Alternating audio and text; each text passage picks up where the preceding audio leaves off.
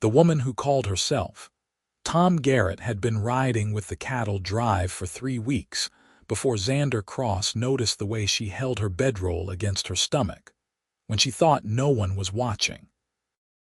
It was May of 1878, and the herd of 2,000 longhorns stretched across the Colorado plain like a living river, dust rising in clouds that turned the sunset crimson. She kept to herself mostly, took the night watches no one else wanted, and could rope a stray calf better than half the men on the drive. But there was something careful in the way she moved, something protected in her posture that made Xander's sharp eyes linger just a fraction longer than they should. They had met in Colorado City 3 weeks prior, when Xander was hiring hands for the drive north to Cheyenne. The young woman had shown up at the stockyards wearing clothes too big for her frame, a worn hat pulled low over eyes the color of prairie grass after rain. Her voice was rough when she spoke, kept deliberately low, but her handshake was firm enough and she had not flinched when he named the hard terms of trail work. Money was what she needed, she said, and she could work as hard as any man. Xander, 32 years old and trail boss for the 3rd consecutive year, had seen plenty of drifters in his time. He hired her on the spot, watching something like relief flood those green eyes before she shuddered the expression away. Now, watching her dismount near the chuck wagon as evening settled over the camp, Xander found himself wondering what exactly Tom Garrett was running from. She moved with an economy of motion that spoke of someone conserving energy, someone who understood the value of not drawing attention. The drover's coat she wore was canvas and leather, heavy and shapeless, hanging nearly to her knees despite the warmth of the spring evening. Most of the men had shed their heavy gear hours ago, but Tom kept that coat on like armor. "Boss, we got a problem with the remuda," called out Pete Sanderson, one of the older hands, and Xander pulled his attention away from Tom Garrett and toward the immediate concerns of keeping 2,000 head of cattle moving north. The days on the trail blended together in a rhythm of dust and heat, and the constant low rumble of hooves. They crossed small streams and skirted rocky ground, moved through territory that shifted from prairie grass to scrub brush and back again. The crew was a mix of experienced drovers and younger men looking to prove themselves, along with Cookie, a weathered man of 50 who ran the chuck wagon with military precision, and Tom Garrett, who remained an enigma wrapped in that oversized coat. Xander had been working cattle since he was 14, had learned the trade from his father before fever took the old man, and left Xander to make his own way in the world. He understood the language of longhorns and horses, could read weather in the sky and water in the lay of the land. What he was less practiced in was the language of people who carried secrets, but he was learning fast. He started watching Tom more carefully, not out of suspicion exactly, but out of a growing concern that felt uncomfortably personal. She never bathed with the other men, always volunteering for watch during those times. She ate alone when she could, standing apart from the campfire circle. And she was tired in a way that went deeper than the ordinary exhaustion of trail work. He saw it in the careful way she lowered herself to the ground, in the pale cast to her skin in the early mornings. It was Tessa. Her real name was Tessa Garrett, and she was 5 months pregnant with a dead man's child. She had not meant to end up here, riding north with a cattle drive, her belly growing rounder by the week beneath stolen clothes. 6 months ago she had been in Denver, engaged to marry James Worthington, a banker's son with soft hands and softer promises. Then James had gotten her pregnant, and suddenly those promises had evaporated like morning dew. His family had money and position, and they had made it clear that a shopkeeper's daughter was not suitable to bear the Worthington name. James had offered her money to disappear, his eyes cold with calculation, and Tessa had taken it because she had no other choice, and because her father had died the previous winter, leaving her alone in the world. She had gone south to Colorado City hoping to find work, hoping to figure out what to do before her condition became obvious. But work for a woman alone was scarce and invariably demeaning, and the money from James had run out faster than she expected. Then she had seen the notice about the cattle drive, and desperation had given birth to a wild idea.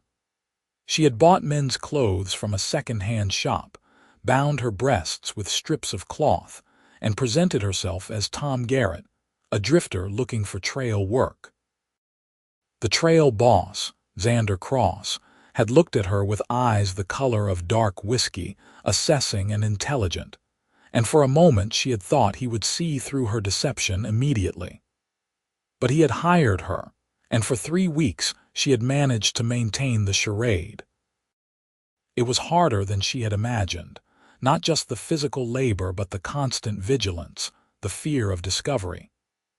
Every day her belly grew more prominent, and every day she cinched that drover's coat tighter, grateful for its concealing bulk. She knew it could not last.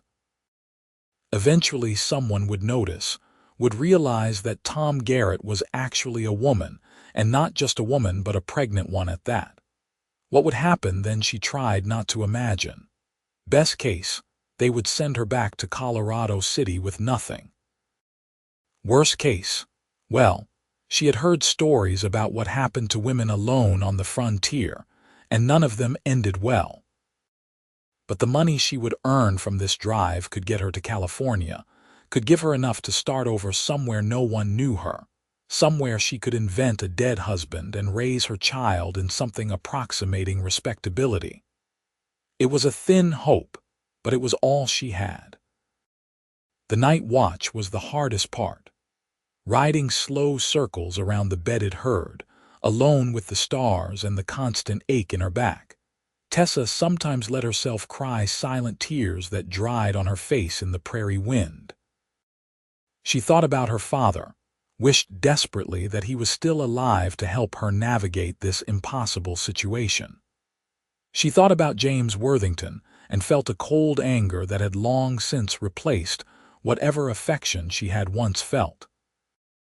Mostly, though, she thought about the life growing inside her, the small movements she had started to feel, and wondered how she was going to keep them both alive.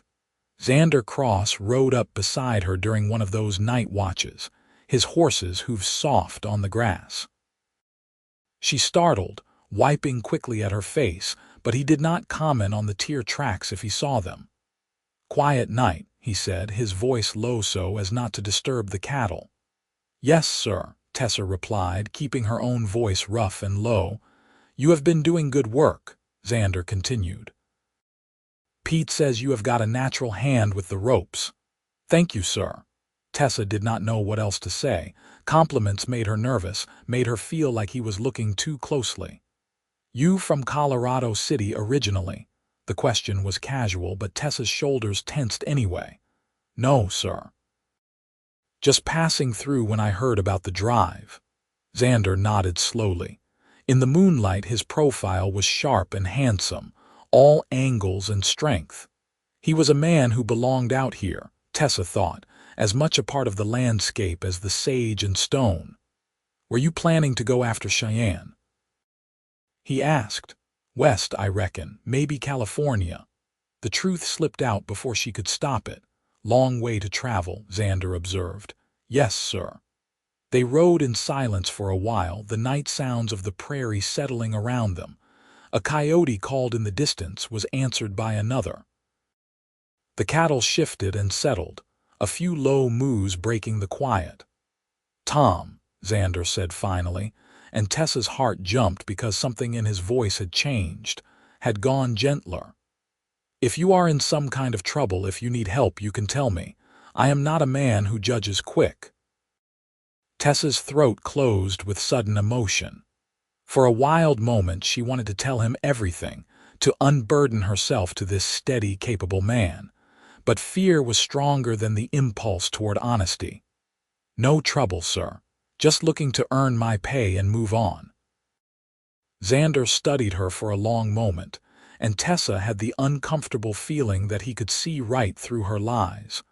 But finally, he just nodded. "All right then. You let me know if that changes." He rode off into the darkness, and Tessa was left alone with her secrets, and the weight of his kindness pressing against her chest like a stone. The days continued their relentless progression. They passed other travelers on the trail, freight wagons heading south, a family in a covered wagon bound for Montana. The sun beat down and the dust rose, and the cattle moved north in their inexorable tide. Tessa felt her body changing, felt the child growing despite the hard work and sparse meals. She was constantly hungry, constantly tired, and the effort of maintaining her disguise was wearing her down to nothing. They were 10 days out from Colorado City when they reached the first major river crossing. The Arkansas River ran wide and brown, swollen with spring runoff from the mountains. Xander called a halt while he and Pete rode ahead to scout the best crossing point. The men took the opportunity to rest, some napping in the shade of the chuck wagon, others checking their gear or playing cards. Tessa sat apart as usual, her back against a cottonwood tree, the drover's coat wrapped tight despite the heat. She felt lightheaded, had felt that way since morning, and her hands trembled slightly when she tried to drink from her canteen. She told herself it was just exhaustion, just the accumulated toll of 3 weeks of hard riding and little sleep. But underneath, the rationalization was a growing fear that something was wrong, that she had pushed herself too hard and the baby was suffering for it. "You look pale, Tom." She jumped, had not heard Cookie approach. The old man stood looking down at her with concern in his weathered face. "Just tired," Tessa managed. "The heat, I reckon," Cookie grunted. "You been eating enough, cannot work this hard on an empty stomach." "I eat," Tessa lied. In truth, nausea had plagued her for weeks, and the smell of the camp food often made her stomach turn. "Well, you make sure you get some beans and biscuits in you before we cross that river. Going to need your strength." Cookie ambled away, and Tessa closed her eyes, willing the world to stop spinning. When they finally began the crossing late that afternoon, Xander organized it with the precision of long experience. The cattle did not like the water, balked and milled at the bank, but the men pushed them forward until the lead steers plunged in and the rest followed. The river was deep enough that the cattle had to swim in the middle, their heads held high above the churning brown water. Tessa was positioned midway along the crossing, helping to keep the herd moving in the right direction.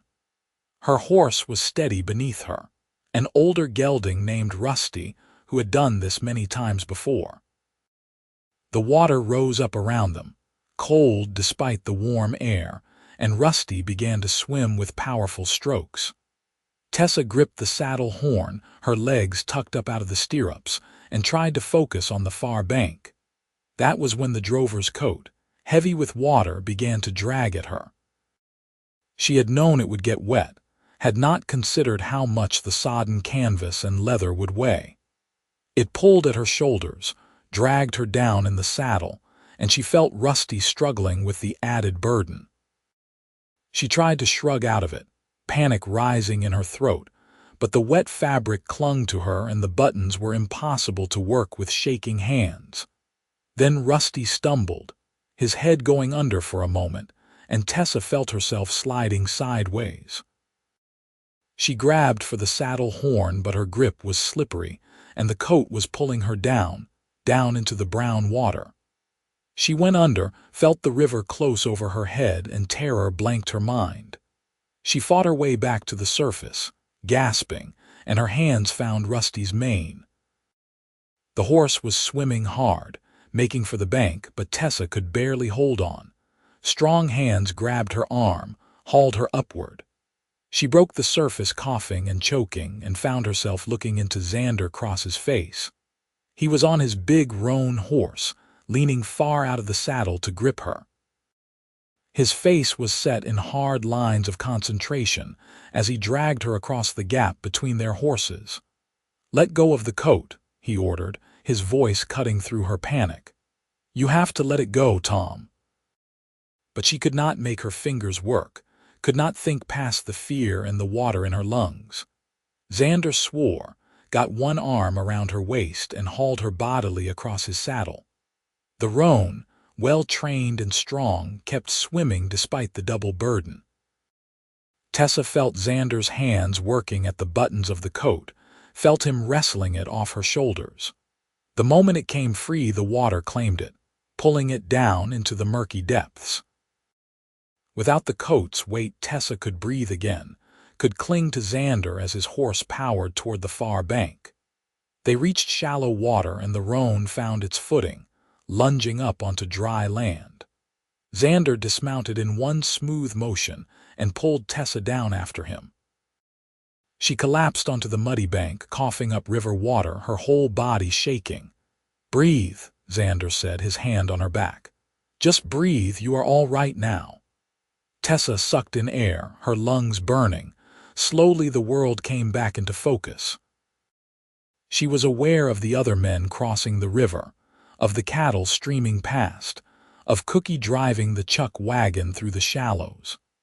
And she was aware, with a sick lurch of her stomach, that without the drover's coat, there was nothing to hide the swell of her belly under her wet shirt. She looked up at Xander and saw understanding dawn in his eyes. He had felt it when he grabbed her, had felt the unmistakable curve of pregnancy. His gaze dropped to her stomach, lingered there on the evidence that could no longer be concealed, then rose back to her face. For a long moment they stared at each other, and Tessa waited for the condemnation, the anger, the disgust. But Xander's expression was unreadable. He stood slowly, looked around at the men who were still occupied with the crossing, then looked back down at her.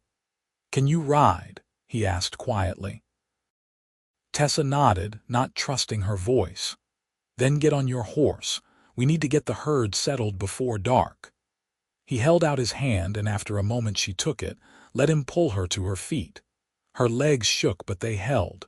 Rusty had made it across on his own and stood dripping nearby. Tessa walked over to him on unsteady legs and hauled herself into the saddle.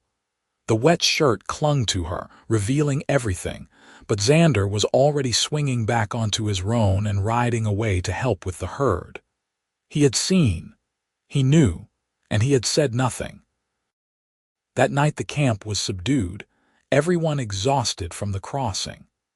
Tessa stood near the fire in borrowed clothes, a spare shirt from Cookie that was only marginally less revealing than her wet one.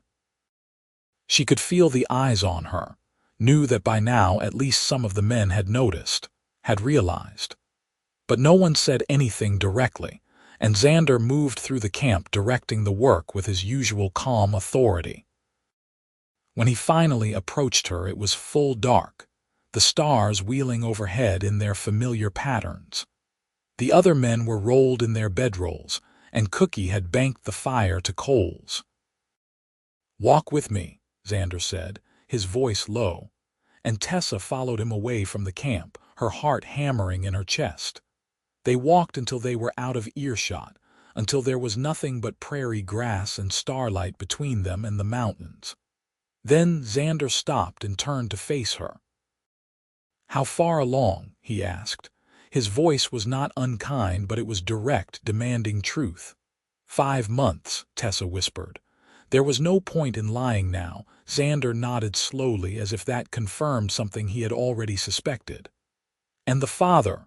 Gone. He does not want anything to do with me or the baby."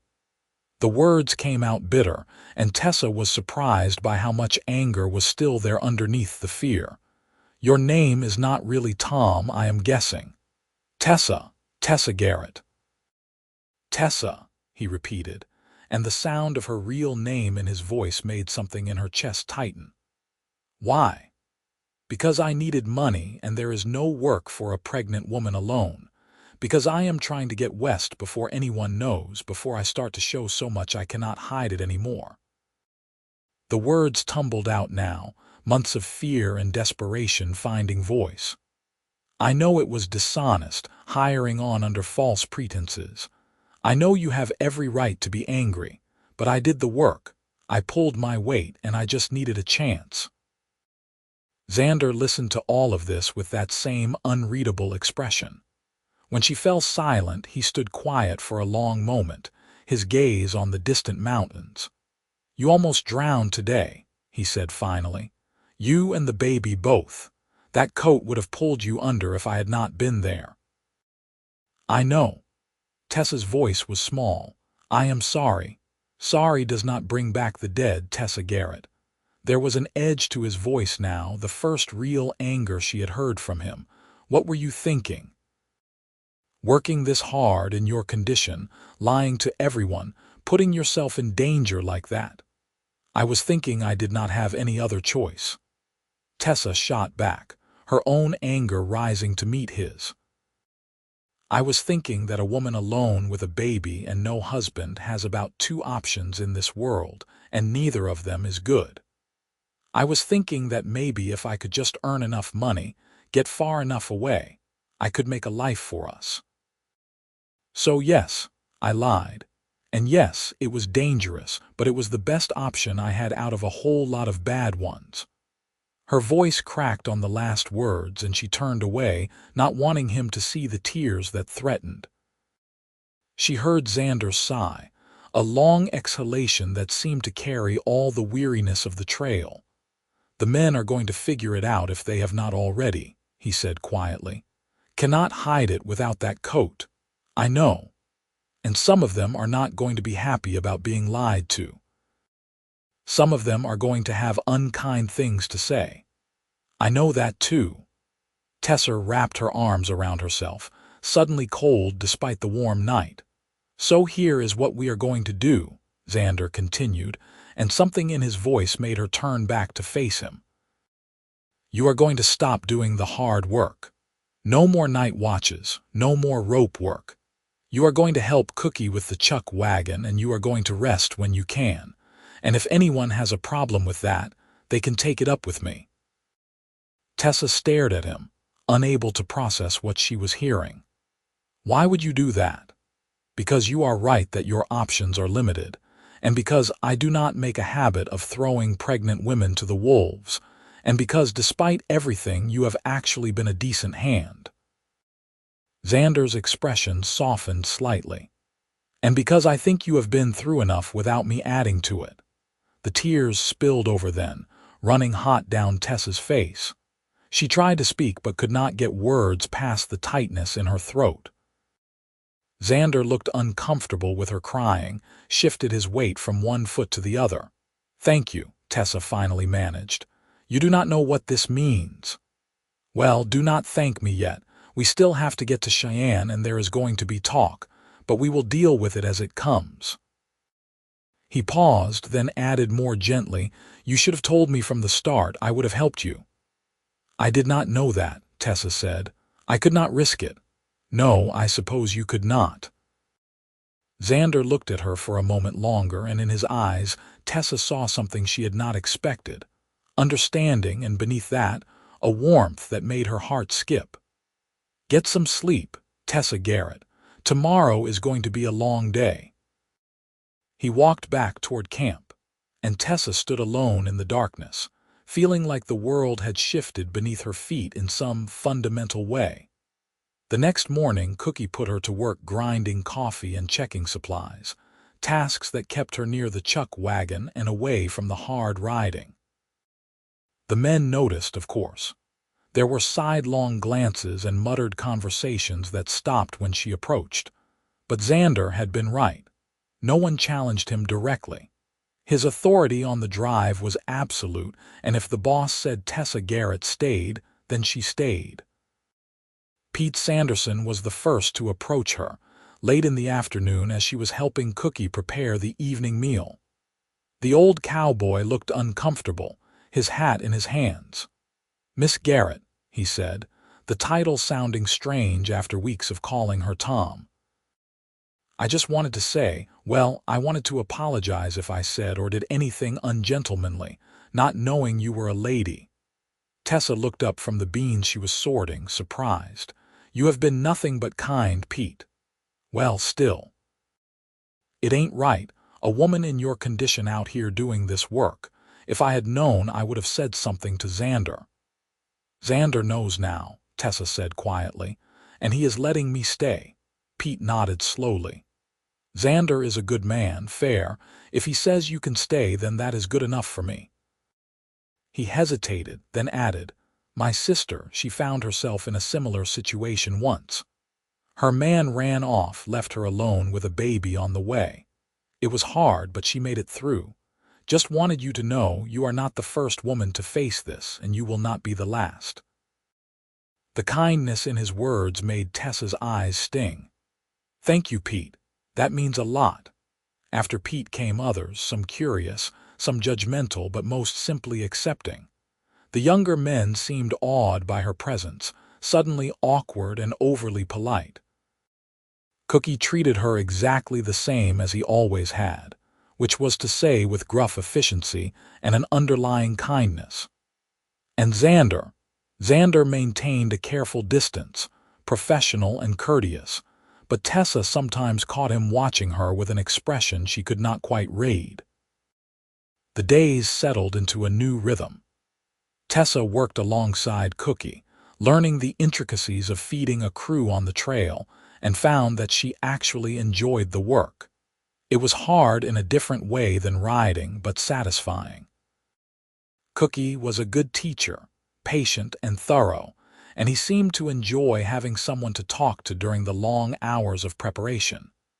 Been doing this for 30 years, he told her one afternoon as they worked on sourdough starter.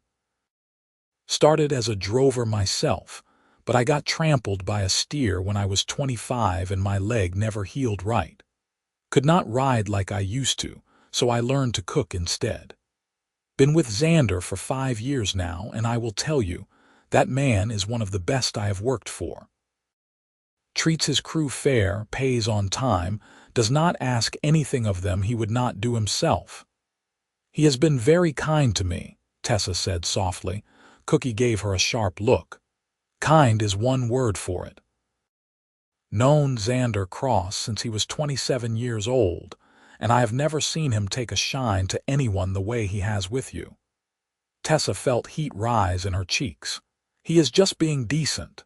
Maybe, Cookie allowed, but I have seen the way he looks at you when he thinks no one is watching. That ain't just decency, girl. Tessa did not know what to say to that, so she focused on kneading the dough and tried to ignore the flutter in her stomach that had nothing to do with the baby.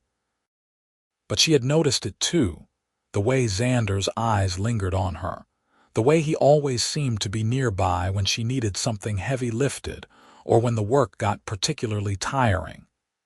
He had started bringing her extra food from his own plate, insisting she needed to eat more. He had given her his spare bedroll when hers got soaked in a sudden rainstorm.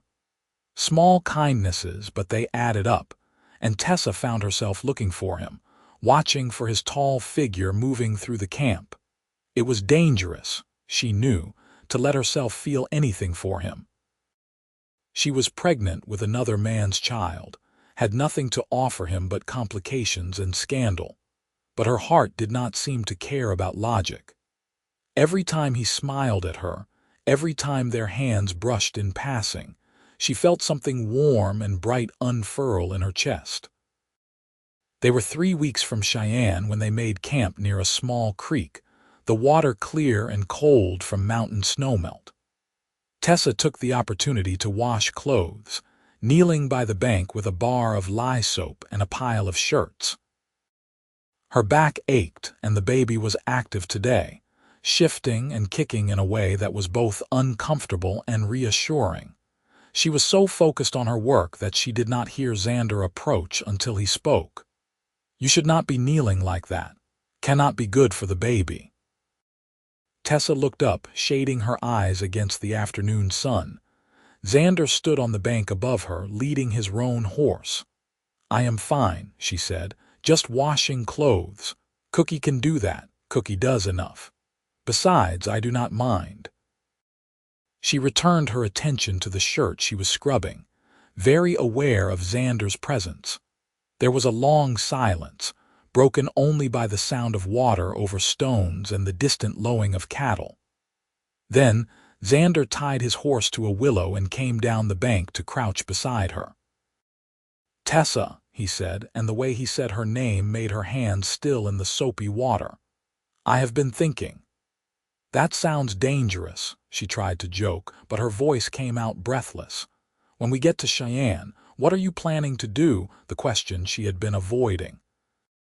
Tessa sat back on her heels, looking at the creek instead of at him. "I will take my pay and head west like I planned. Try to get to California before the baby comes. That is a long way to travel alone, especially in your condition. The stage lines will not take you once you get too far along, and the wagon trains only leave in spring. You would have to wait until next year. I will figure something out." But even to her own ears the words sounded hollow.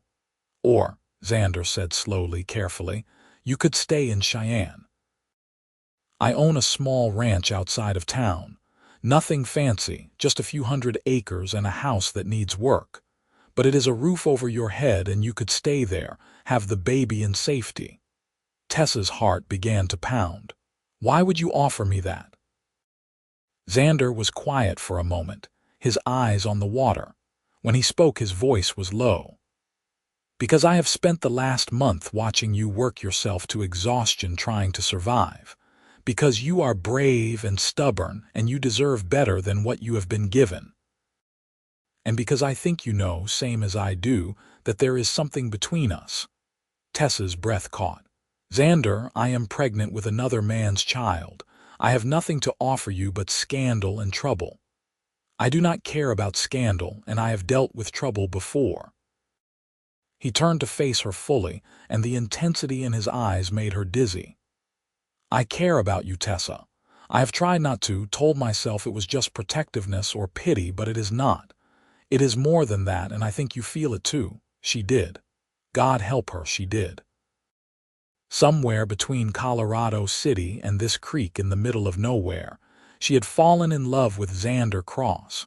With his quiet strength and his fairness and the way he looked at her like she was someone worth protecting. But love did not change the facts of her situation.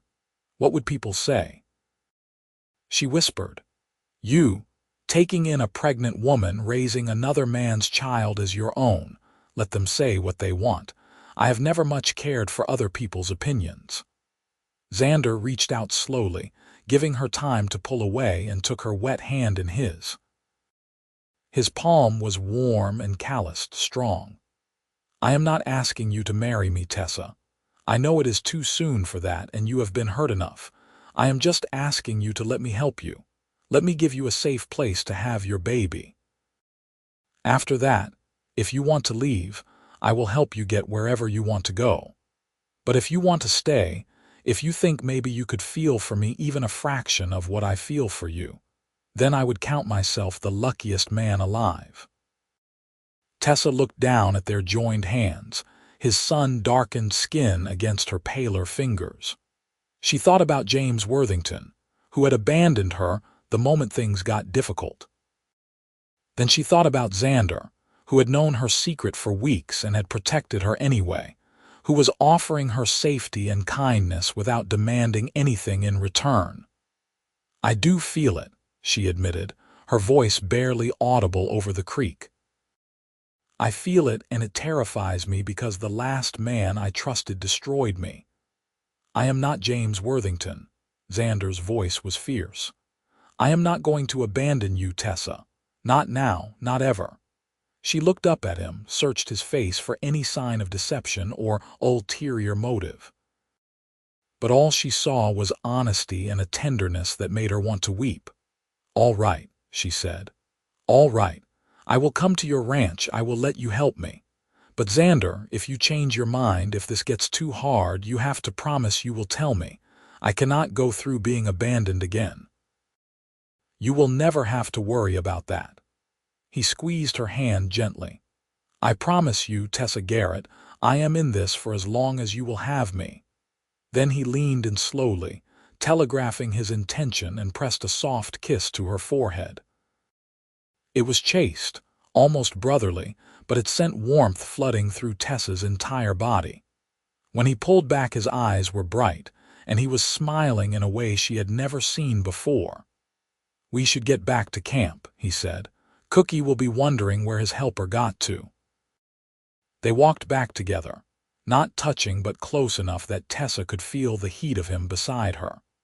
Something had shifted between them, had been made solid and real by words spoken beside a creek. Tessa felt lighter than she had in months, as if a weight she had been carrying had finally been shared. The last weeks of the drive passed in a haze of growing anticipation. The closer they got to Cheyenne, the more Tessa allowed herself to hope, to imagine a future that was not just survival but actually living. Xander did not speak again of his feelings, but he showed them in 100 small ways. He made sure she had the softest spot to sleep, brought her wildflowers he found on the trail, sat with her in the evenings and told her stories about his ranch and his plans for expanding it. I have been thinking about getting some sheep, he told her one night, the two of them sitting slightly apart from the rest of the crew. I know cattle ranchers are supposed to hate sheep, but there is good money in wool, and sheep are easier to manage with a smaller crew. Do you know anything about sheep? Tessa asked, amused. Not a damn thing, Xander admitted with a grin. But I figure I can learn. I am good at learning new things. What else do you want to do with the ranch? Xander was quiet for a moment, his eyes on the fire. I want to build it into something that lasts, something I can be proud of. My father spent his whole life working for other people, and I swore when he died that I would make something of my own. The ranch is that for me. It is not much yet, but it could be. With the right help, with someone to build it with. He trailed off, but the look he gave her finished the sentence clearly enough. Tessa's heart swelled. It sounds wonderful. You will see it soon enough. Another week and we will be in Cheyenne. That week passed both too quickly and too slowly. Tessa found herself growing nervous as the city drew closer, wondering what Xander's ranch would really be like, wondering if she was making another terrible mistake by trusting him. But every time doubt crept in, she would catch Xander's eye across the camp, and he would smile at her with such warmth that her fears would quiet. They drove the herd into Cheyenne on a hot afternoon in late June, the streets crowded with people and wagons and the noise of commerce. Xander sold the cattle to a buyer he had worked with before, the transaction smooth and professional. The men got their pay, some of them heading immediately for the saloons, others making plans to sign on for the drive back south. Pete Sanderson came to say goodbye to Tessa, his weathered face kind. You take care of yourself, Miss Garrett, and that baby too. I will, Pete. Thank you for everything. No thanks needed. You just remember what I said about my sister.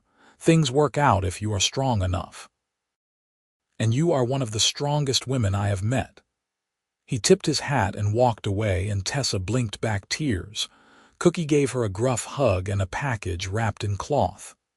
Sourdough starter, he explained. Figure you will need it, learning to cook on your own. And here, he pressed a worn book into her hands, my mother's receipt book. Got all the basics in there. You study that and you will do fine. Cookie, I cannot take this. Sure you can. I got it all memorized anyway. Besides, Xander says you are going to be staying at his place, and that man cannot cook worth a damn. You will need all the help you can get. He patted her shoulder. You are going to be all right, girl. Xander is a good man and he is crazy about you. Anyone with eyes can see that. After the crew dispersed, Xander rented a wagon and loaded Tessa's few possessions into it.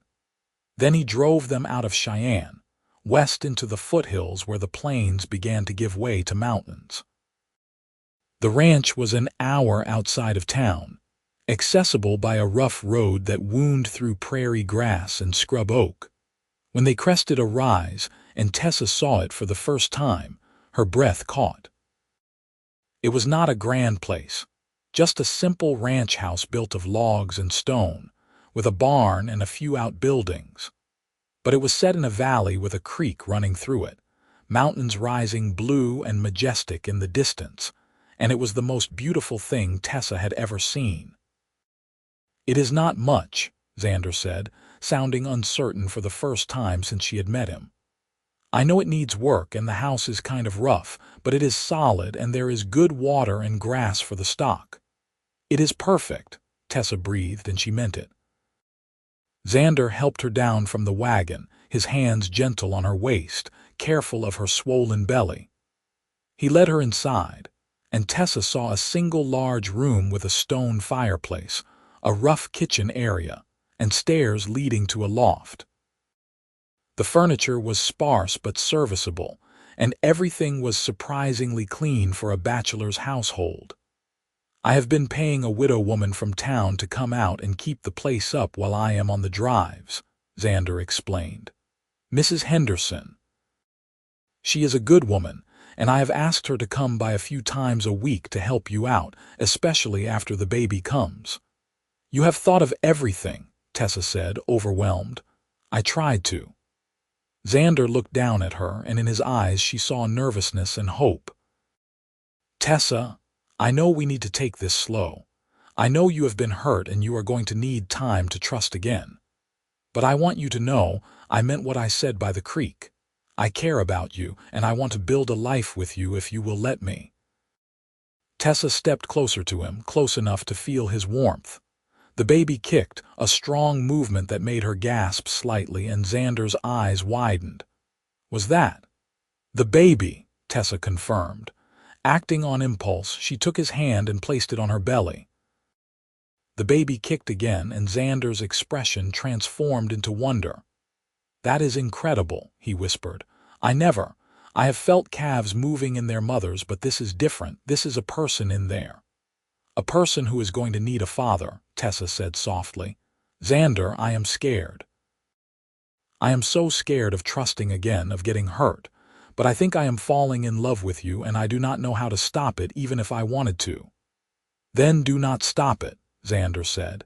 He cupped her face gently in his free hand, his thumb brushing across her cheek. "Let yourself fall, Tessa. I promise I will catch you."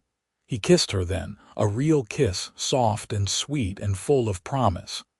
Tessa melted into it, her hands coming up to grip his shirt, anchoring herself to his strength. The kiss deepened, and she felt the last of her resistance crumble away. Whatever happened next, wherever this led, she was his. Completely, terrifyingly his. When they finally broke apart, both breathing hard, Xander rested his forehead against hers. "Stay with me," he said. "Not just until the baby comes. Stay with me forever. Marry me, Tessa Garrett. Let me be a father to your child. Let me love you the way you deserve to be loved."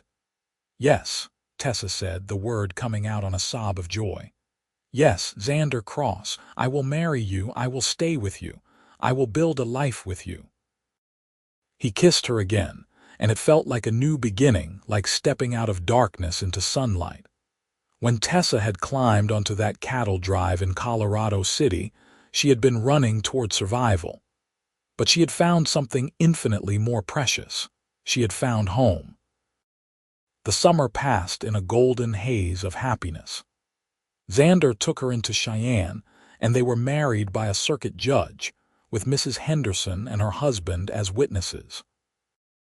It was a simple ceremony, nothing like the elaborate wedding Tessa had once imagined with James, but it was perfect because it was real and because the man standing beside her meant every word of his vows. Mrs. Henderson proved to be a godsend, a practical woman in her 50s who had raised 6 children of her own.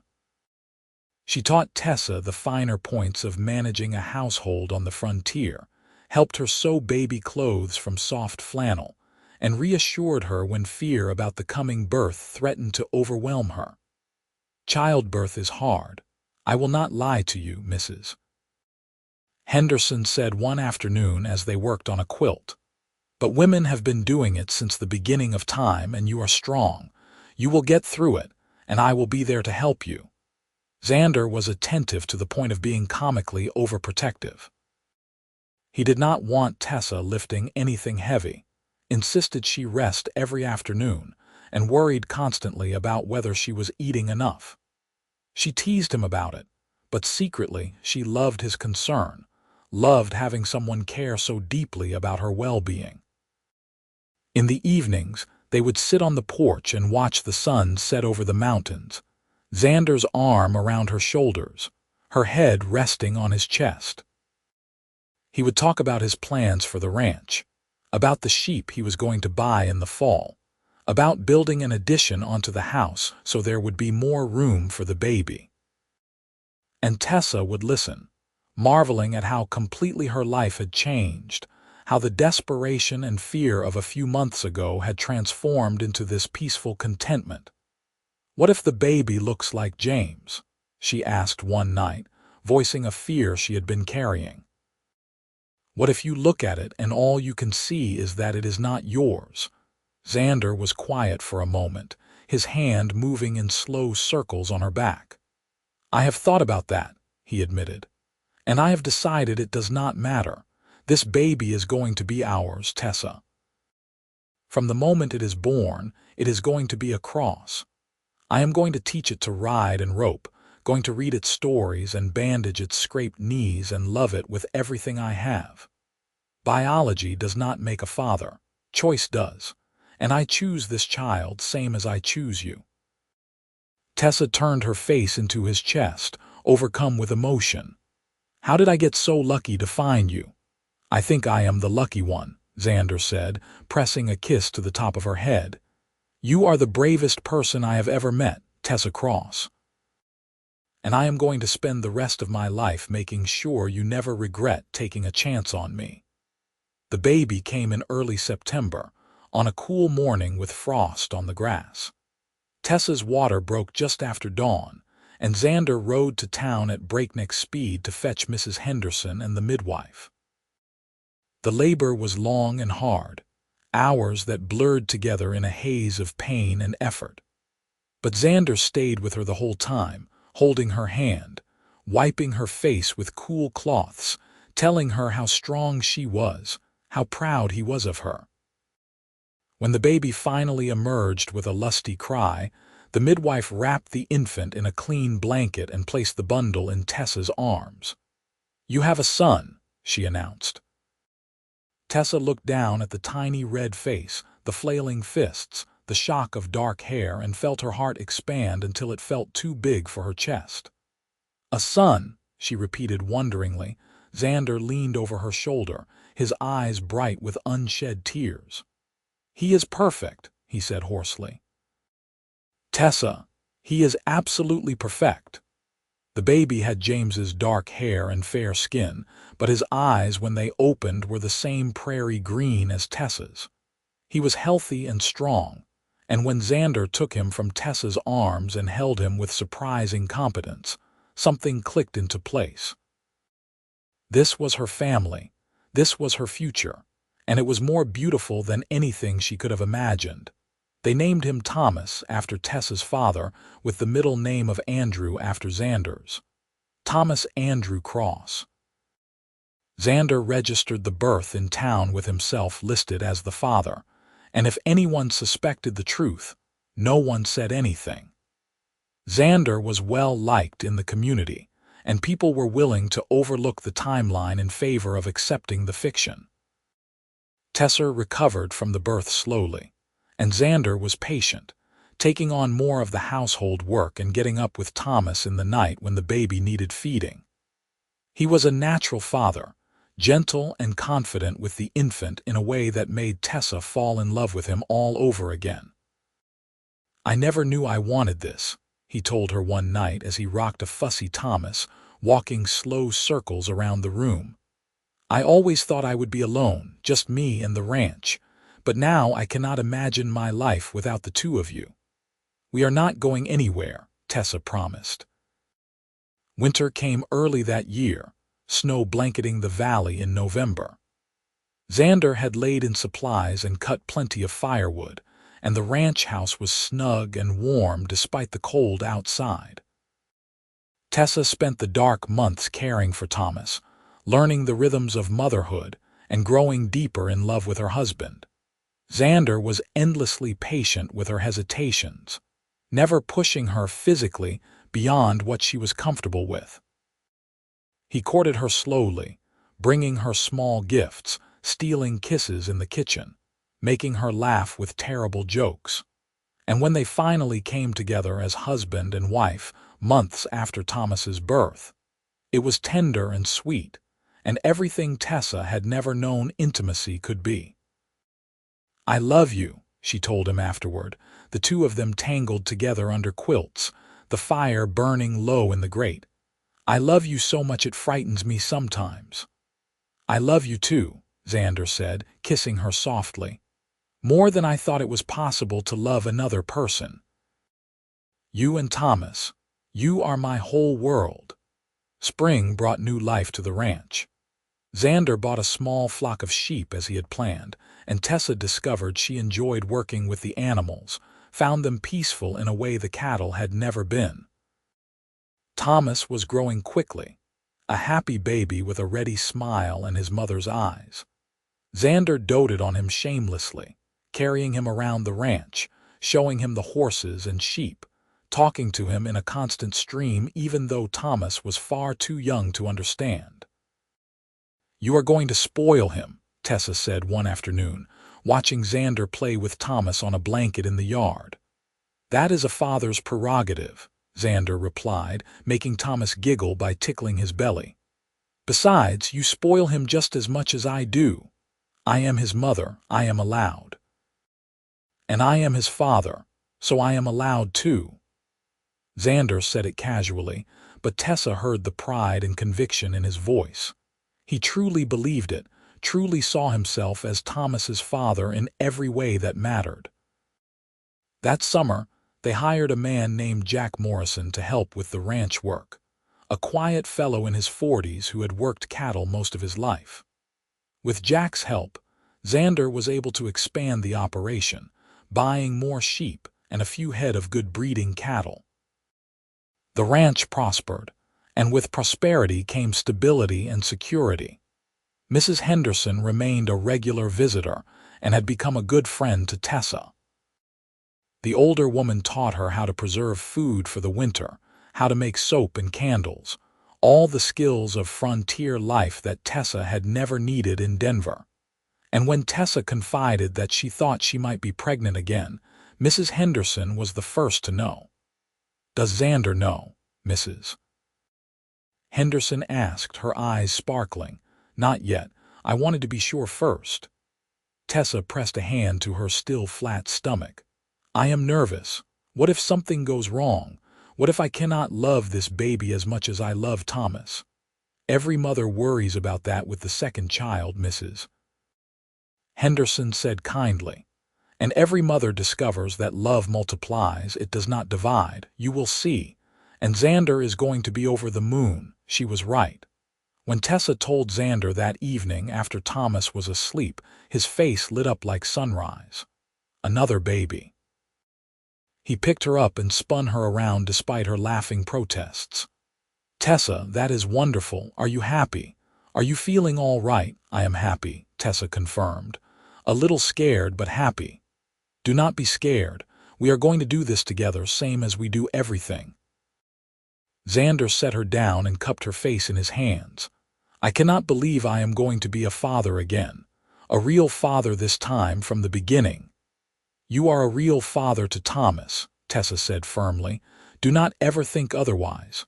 I know, but this baby, this one is ours from conception. It feels different, that is all." He kissed her forehead, her nose, her lips. "Thank you, Tessa.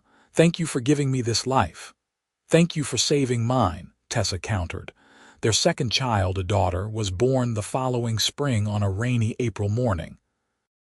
The birth was easier than Thomas's had been, and when the midwife placed the squalling infant in Tessa's arms, Tessa felt that same overwhelming rush of love.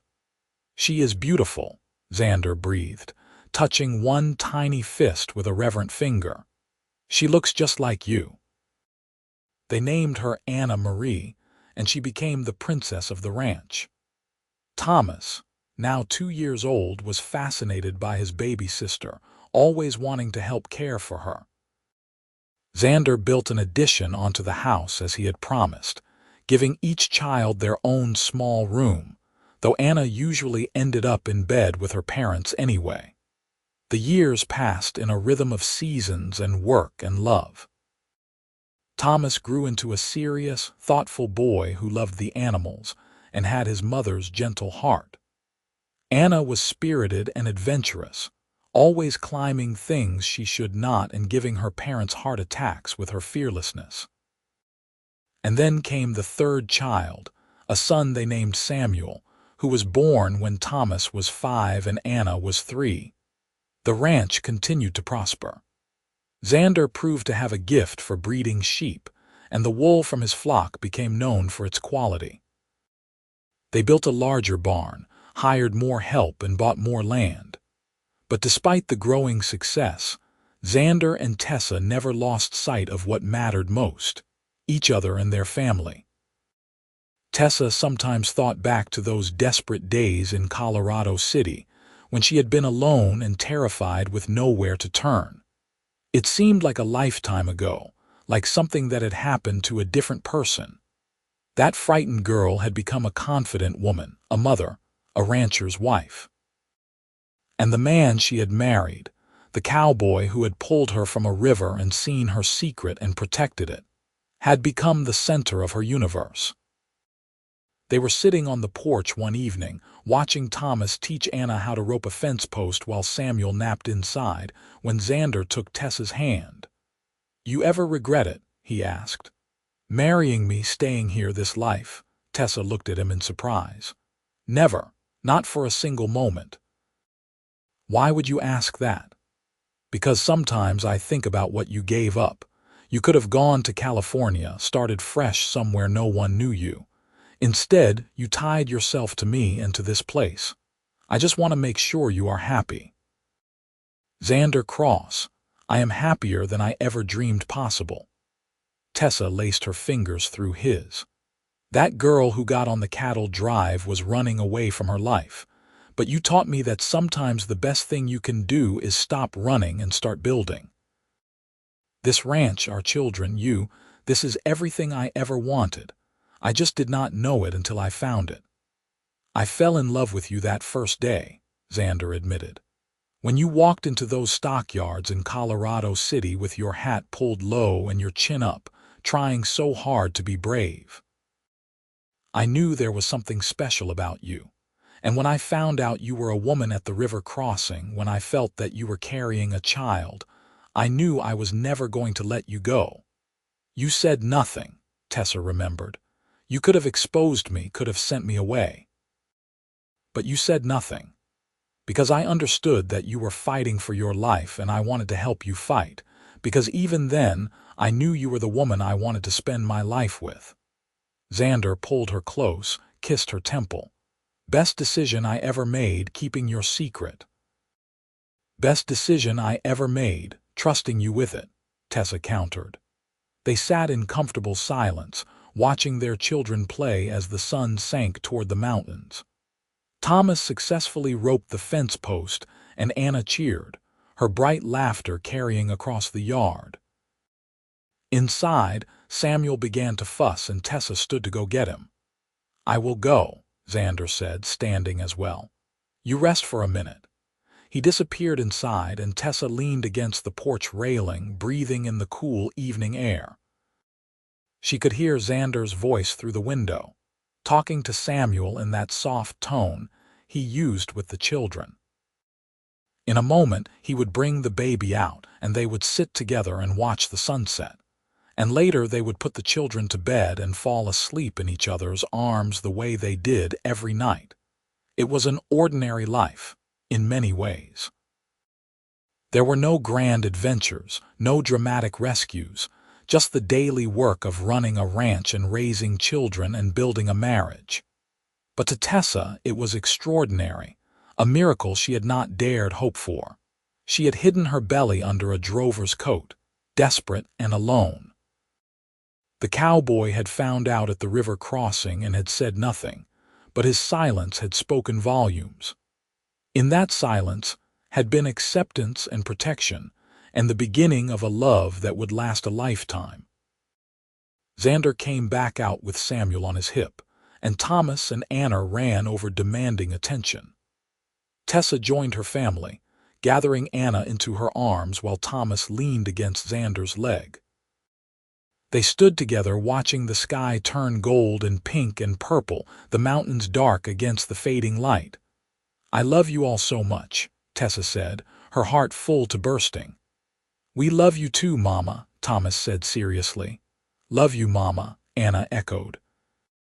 Samuel, not yet old enough for words, reached out a chubby hand toward her face, and Tessa kissed his palm. "My girls and my boys," Xander said, his voice rich with contentment. "My whole world right here." That night, after the children were asleep and the house was quiet, Xander and Tessa lay in bed talking in low voices. "I have been thinking," Xander said, "about expanding the sheep operation. Maybe buying some of the Henderson property now that they are getting older and thinking about moving to town to be near their daughter. What do you think?" "I think that sounds like a good plan," Tessa said, "as long as we can manage it with the children and everything else. Thomas is getting old enough to help with some of the lighter work, and Jack has a nephew who is looking for a position. We could hire him on." Xander paused. "I want to build something that lasts, Tessa, something we can pass down to Thomas and Anna and Samuel, a legacy." "We are already building that," Tessa said softly. "Every day with every choice we make to love each other and our children well. The ranch is part of it, but it is not the whole thing. Our legacy is this family, this love." "You are right," Xander agreed. "You always are." "Not always," Tessa laughed. "But I am glad you think so." Xander pulled her closer and she rested her head on his chest, listening to the steady beat of his heart.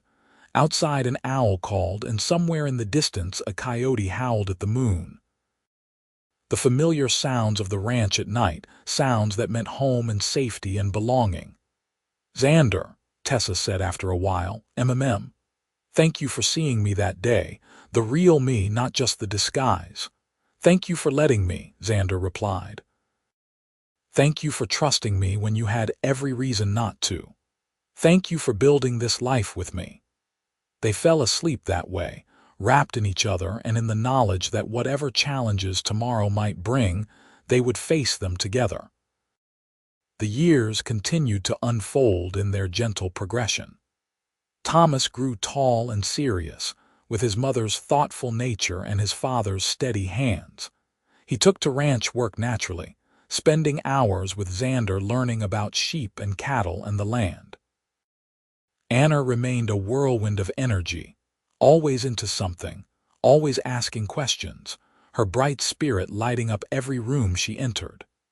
Samuel was quieter, a sweet-natured boy who loved books and drawing, content to sit for hours sketching the mountains or the animals.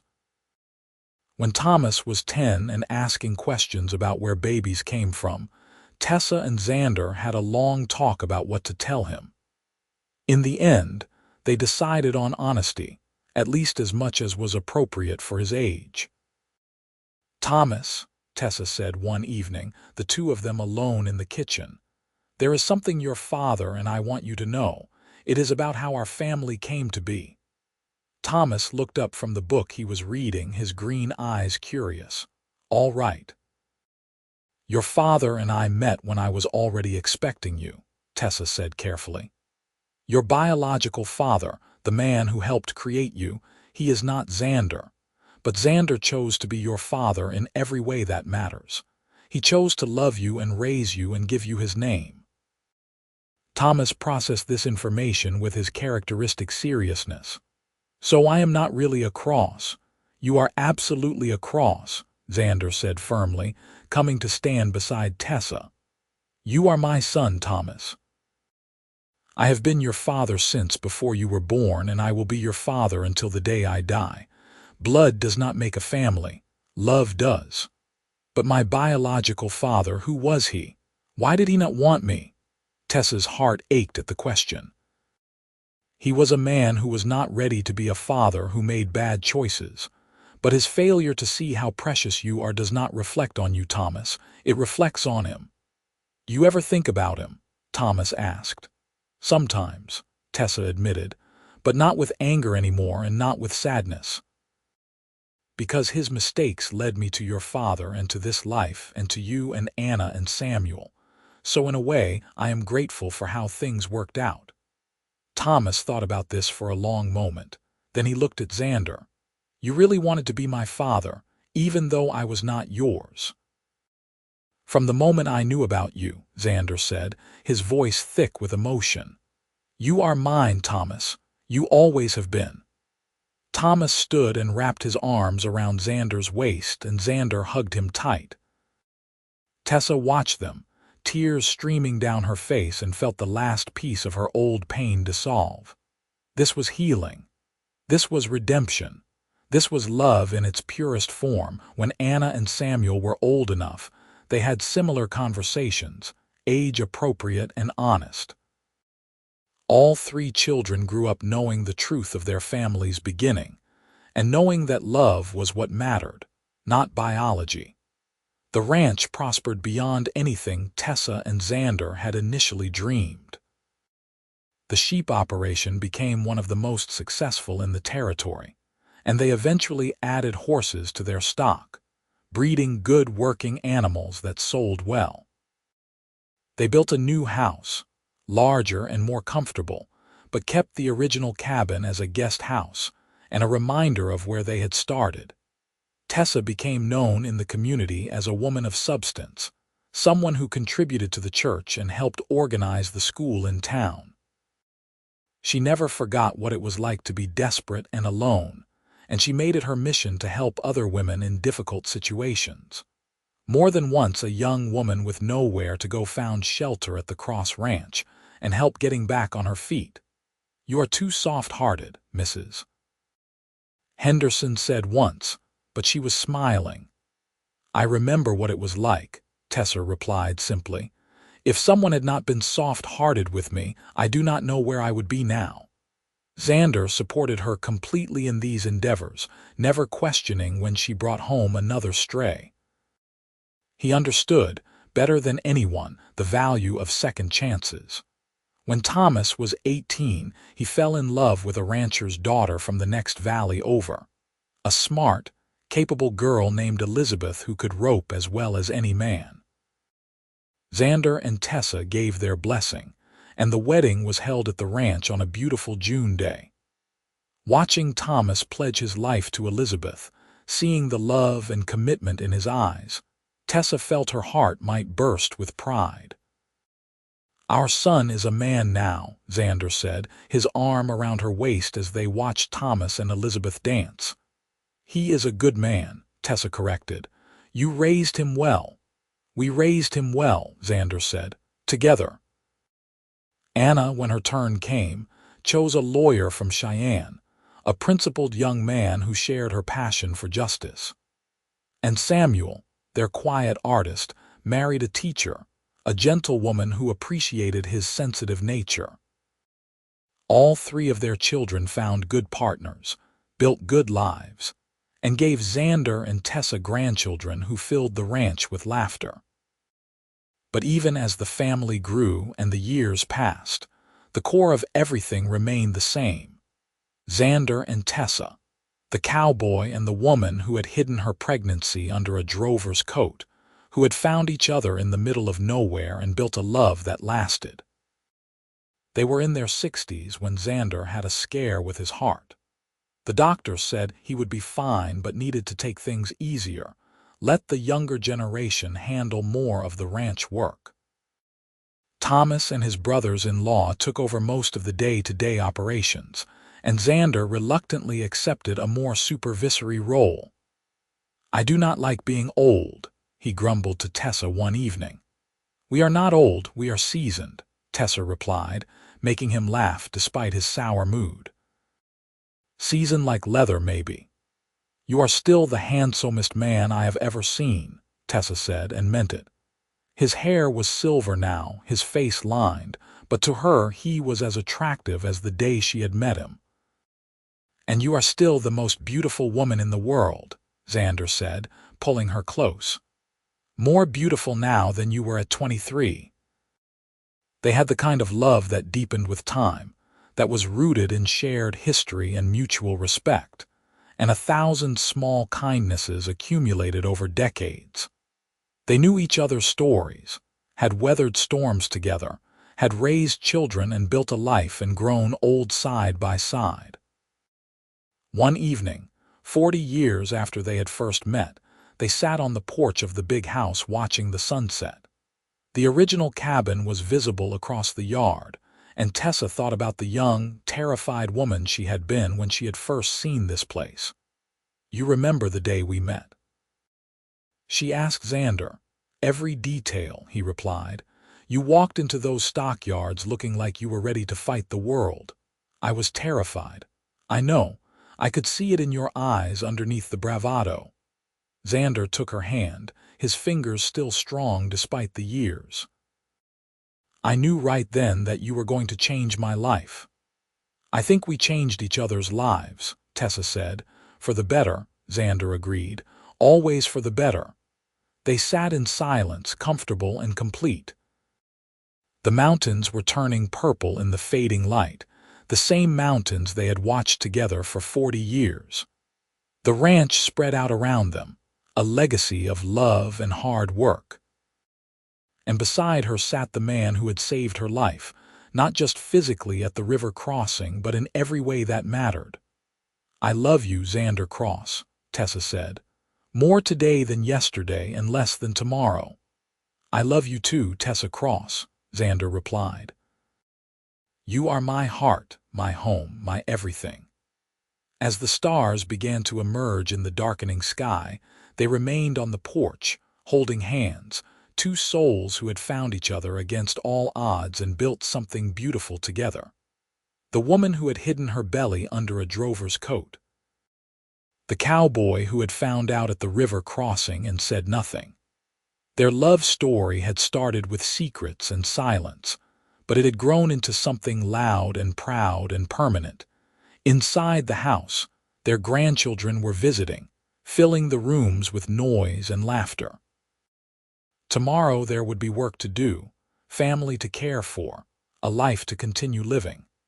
But tonight, in this perfect moment, there was just the two of them and the land they loved, and a happiness so deep it felt like peace. And in that peace, in that perfect evening under the Colorado stars, their story found its ending, which was really just another kind of beginning. For love like theirs did not end with death or time. It carried on in the children they had raised, in the grandchildren who bore their names, in the ranch that would stand for generations, and in the legend of how it all began. With a desperate woman and a kind man and a secret kept at a river crossing that led to a lifetime of love.